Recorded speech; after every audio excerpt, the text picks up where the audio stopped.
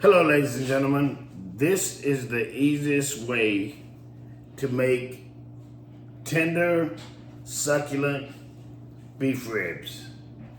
You can see it right there. They're seasoned.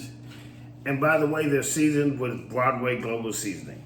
So what I'm gonna do is I'm gonna show you the easiest way to make succulent, tender beef ribs.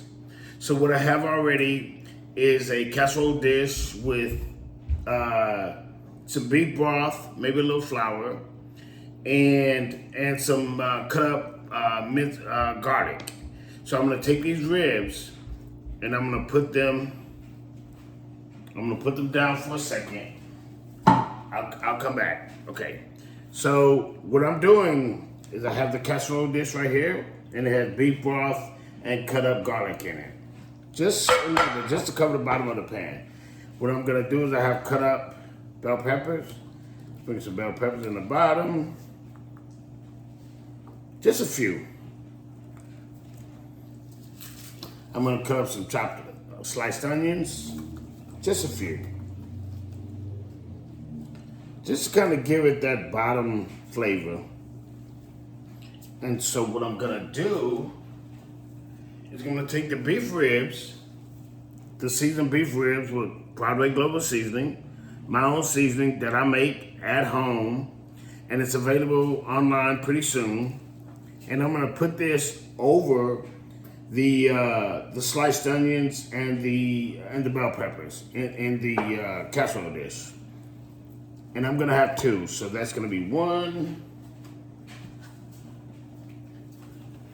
And this will be number two. So I put them catty corner to kind of make them, make them fit in the pan. And so what you do after that is you take the rest of the sliced onions, kind of crunch them up a little bit. You put them over the top of the seasoned ribs. And it looks like that. And then what you also do is you take the rest of the bell peppers, the sliced bell peppers, you put those over the ribs also with the onions. Flavor. And so what I'm gonna do, I always do things differently. So what I'm gonna do is I'm put up some sliced tomatoes.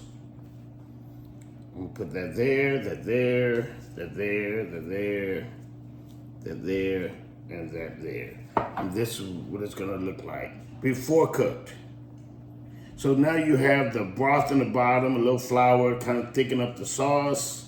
You have bell peppers, you have onions, you have seasoned beef ribs. And here's the thing.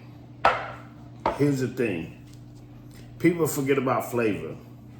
So what I'm gonna do is, what I have here is just some regular cream of mushroom soup.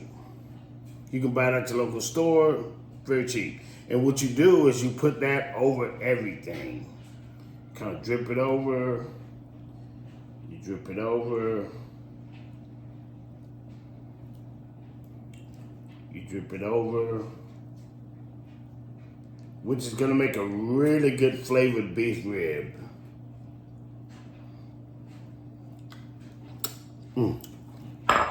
That's good.